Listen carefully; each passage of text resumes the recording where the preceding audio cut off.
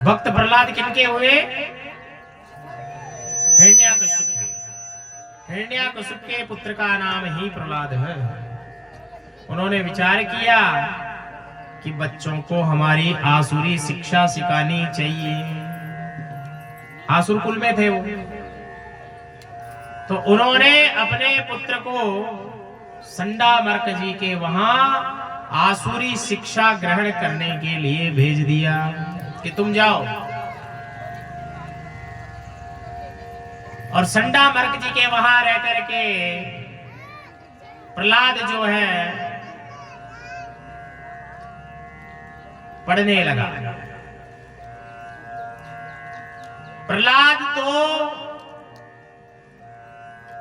बचपन से ही गोविंद नाम सुमिरण करने लगा था।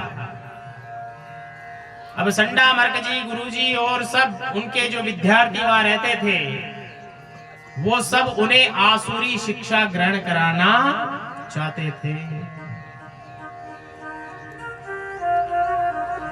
कुछ समय के बाद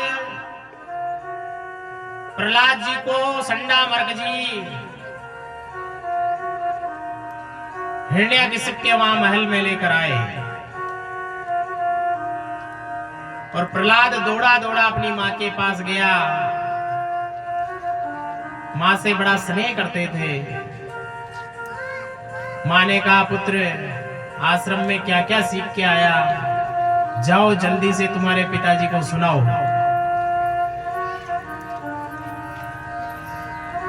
हिरण्याकश्यप के पास गए दौड़े दौड़े, गोदी में बिठाया हिरण्याकश्यप ने प्रहलाद को और पूछने लगे कि हे पुत्र, तू इतने दिन आश्रम रहकर आया है, बता क्या सीखा। बोला, हे पिताजी,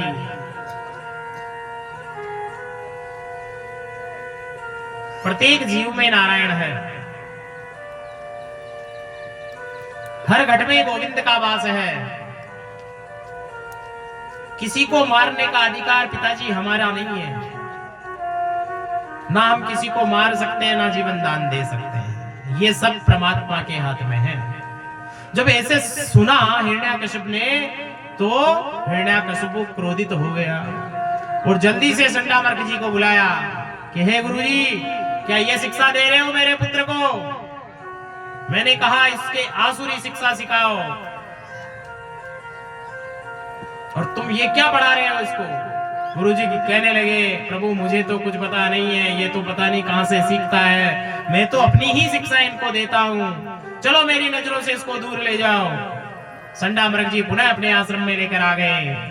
एक दिन संडामर्क जी को कहीं जाना था बाहर, वो चले गए। सब बालक कुमार भक्त प्रहलाद के इर्द गिर्द बैठ गए और हरि नाम कीर्तन करने लगे, गोविंद का नाम सुमिरन करने लगे। और संडामर्क सबको कहने लगा, भक्त प्रहलाद सबको कहने लगा कि आप सब जो है मेरे संग संग बोलो, ये कोई नहीं है, क्योंकि है जो परमात्मा है, जो करेगा वो परमात्मा करेगा। क्योंकि इस मनुष्य लोक में जो जन्मा है उसको जाना पड़ेगा, इसलिए इस मनुष्य लोक के आदमियों के कहने पर चलना नहीं चाहिए, जो परमात्मा कहे उसी की आज्ञा से हमें चलना चाहिए।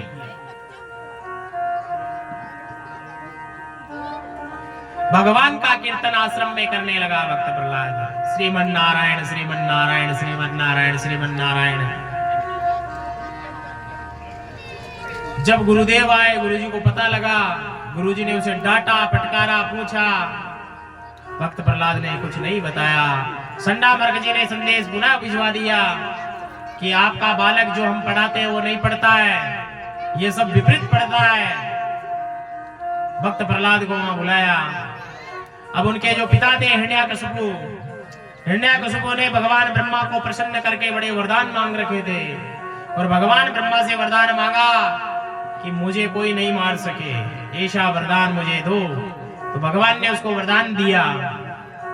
उसने कहा कि हे प्रभु, ना मैं जल में मरूं, ना मैं थल में मरूं, ना आकाश में मरूं, ना पृथ्वी में, ना सुबह मरूं, ना रात को, ना 12 महीनों में मरूं, ना अस्त्र से मरो ना शस्त्र से मरो, ऐसा वरदान दो। तो भगवान तो और भी ज्यादा बुद्धिमान है। भगवान ने कहा तू तेरी बुद्धि लगा रहा है, चल कोई बात नहीं है, दिया तेरे को ये वरदान तथास्तु।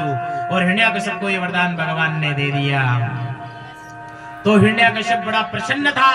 देवता भी थर-थर कांपने लगे हिरण्यकश्यप से, क्योंकि देवता सोचते हैं कि इसको तो वरदान है अजर है और अमर होने का, ये मर नहीं सकता। पर भक्तों पर जब तक भीड़ पड़ी है, भक्तों पर अगर कोई दुख हुआ है तो भगवान को आना ही पड़ा है। जब संडामर्क जी ने बोला कि जो शिक्षा हम देते हैं ये शिक्षा आपका बालक ग्रहण नहीं करता है, संडामर्क जी प्रहलाद को लेकर के हिरण्यकश्यप के वहां आ गए। हिरण्यकश्यप बड़ा क्रोधित होने लगा और अपने दूतों से कहने लगा कि जाओ इसे ले जाकर मेरी नजरों से ओझल करो, मैं उसे देखना नहीं चाहता हूं। जाओ इसे पहाड़ से नीचे फेंक दो, ये मर जाएगा। ऐसा पुत्र किस काम का जो कुल का नाश कर रहा है। हिरण्यकश्यप के दूत गए, गण गए, प्रहलाद को पकड़ कर ले गए चोटी पर, शिखर पर, और वहां से जोर से उसको धक्का लगा रहे हैं। पर जहां पर कृपा राम की हुई, ता पर कृपा करे सब कोई। भगवान राम की कृपा थी, जैसे ही धक्का लगाए साक्षात नारायण भगवान आकर के उसको झेल लेते हैं। नदी में प्रवाह किया, भगवती माँ गंगा खुद आकर के उनको झेल लेती। अनेक दुख दर्द जो है भक्त प्रहलाद को हुए, और आखिर में हिरण्यकश्यप की एक बहन है जिसका नाम है ढूंढा। क्या नाम है? होलिका। वही ढूंढा है, उसका नाम ढूंढा भी है, होलिका भी है। उसको वरदान था कि तुम्हारे को आग जला नहीं सकती है, तो तू बहन किस काम आएगी, तू लेकर बैठ जाए इसको, तो ये जल जाएगा, तू बाहर आ जाएगी वापस। तो होलिका भक्त प्रहलाद को लेकर के अपनी गोद में बैठ जाती है कि मेरे को तो वरदान है, मैं जल नहीं सकती। पर गोविंद की कृपा ऐसे हुई कि होलिका उसमें जल गई और भक्त प्रहलाद बच गए। ये भक्ति की ताकत है, सब भक्ति का पावर है। आखिर में हिरण्यकश्यप जो था बड़ा हताश हो गया, अब तो हार गया मानो। बड़ा क्रोधित हुआ, जाकर अपने सिंहासन पर बैठ गया और जोर जोर से गिड़गिड़ाने लगा। भक्त प्रहलाद सामने खड़ा हुआ है और कह रहा कि बता तेरा भगवान कहाँ है। अरे तेरे को पर्वत से फेंका तो तेरे को तेरे भगवान ने बचा लिया, तेरे को नदी में डाला तो तेरे भगवान ने तुझे बचा लिया, तेरे को अग्नि में जलाया तो तेरे भगवान ने तुझे वहां पर भी बचा लिया। तो अब तू मुझे बता कि तेरा भगवान कहाँ है। उतने में ही मुस्कुराते हुए भक्त प्रहलाद बोलने लगे कि हे पिताश्री, पहले तो आपका प्रश्न ही गलत है, आपका प्रश्न गलत है, क्योंकि आप मुझे पूछ रहे हो कि तेरा भगवान कहाँ है। आपको ये नहीं, आपको मुझे ऐसे पूछना चाहिए था कि तेरा भगवान कहाँ कहाँ नहीं है, क्योंकि मेरा भगवान सर्वत्र व्यापी है, मेरा परमात्मा हर जगह है। और क्रोधित हो गया हिरण्यकश्यप, क्योंकि जब पुत्र पिता के सामने बोलता तो क्रोध की ज्वाला प्रकट हो जाती है, और जोर से क्रोधित होकर बोलने लगा कि बता क्या इस कम्बे में भी तेरा भगवान है, क्या इस कम्बे में भी तेरा भगवान है। उतने में भक्त प्रहलाद कहने लगा पिताश्री, इस कम्बे में ही नहीं, इस कण कण में मेरा परमात्मा है। आप कम्बे की बात कर रहे हो तो कम्बे में तो अवश्य ही मेरे परमात्मा विद्यमान है। हिरण्यकश्यप को क्रोध आया, अपनी गदा उठाई और जोर से कम्ब पे प्रहार कर दिया, और जैसे ही कम्ब पे प्रहार किया, कम्ब फोड़ करके भगवान नरसिंह प्रकट हो गए। बोलिए नरसिंह भगवान की जय। नरसिंह भगवान आए। नरसिंह भगवान भी बड़े क्रोधित, वो भी क्रोध में है। क्योंकि भक्त पर अत्याचार हो रहा है। और नरसिंह भगवान जैसे ही आए, आते ही सीधा हिरण्याकशिपु को उठाया और कहने लगे, सुन,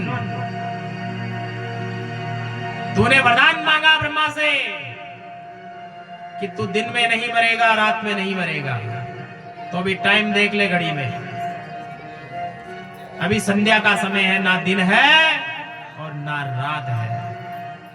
तू कह रहा था मैं ना ऊपर मरूं ना नीचे, तो तू मेरी जगह पर है, ना नीचे है और ना ही ऊपर है।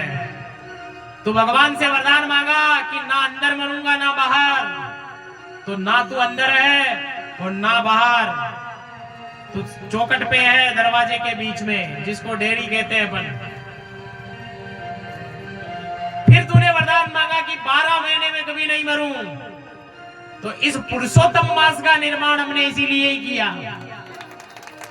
इस पुरुषोत्तम मास का निर्माण यानी अधिक मास का निर्माण तेरे जैसे पापियों का वध करने के लिए किया गया है। तो ये आज जो है ये अधिक मास है, एक्स्ट्रा महीना है, मतलब 13वां। तू कह रहा था ना अस्त्र से मरूं ना शस्त्र से, तो ना मेरे पास खड्ग है ना तलवार है। थोड़ी दृष्टि डाल ले, मेरे नाखून कितने बड़े बड़े हैं। तो भगवान के पास ना शस्त्र है ना तलवार है, केवल और केवल नाखून है। फिर कहा ना मानव से मरूंगा ना पशु से, ना तो कोई मुझे मानव मार सकता ना कोई पशु मार सकता। तो एक बार आंखें खोलकर और देख ले कि मैं मानव हूं या मनुष्य हूं, मैं ना नर हूं ना सिंह हूं। भाई कोई कह नहीं सकता कि ये पूरा सिंह है और कोई कह नहीं सकता कि पूरा नर है, इसलिए मैं आधा नर हूं और आधा सिंह हूं, इसलिए मेरा नाम है नरसिंह। बोलिए नरसिंह भगवान की। और नरसिंह भगवान ने अपने नाखूनों से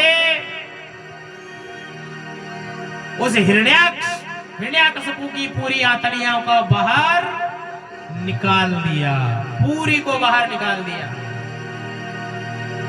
और हिरण्याकशिपु भगवान को प्यारा हो गया। अब भगवान का क्रोध रुक नहीं रहा, फिर भी नरसिंह भगवान का। सब देवता त्राहि माम शरणागतम ब्रह्मा जी के पास दौड़े दौड़े गए, लक्ष्मी जी के पास गए कि हे लक्ष्मी, तुम ही बचा सकती हो, केवल नारायण का रूप है। अब नारायण के सामने जाने की हमारी हिम्मत नहीं है, इसलिए आप जाओ और इनका क्रोध शांत करो। जब लक्ष्मी आई और लक्ष्मी ने जैसे ही नरसिंह रूप देखा, लक्ष्मी तो खुद भी भाग गई। नरसिंह रूप देखते ही वो स्वयं भी भाग गई। तब सब देवता प्रार्थना करने लगे और कहने लगे कि हम सबको जाने से कोई फायदा नहीं है, नरसिंह भगवान का अगर गुस्सा शांत करना है तो इस भक्त प्रहलाद को ही भेज दो, प्रहलाद को भेजो। और भक्त प्रहलाद भगवान नरसिंह के पास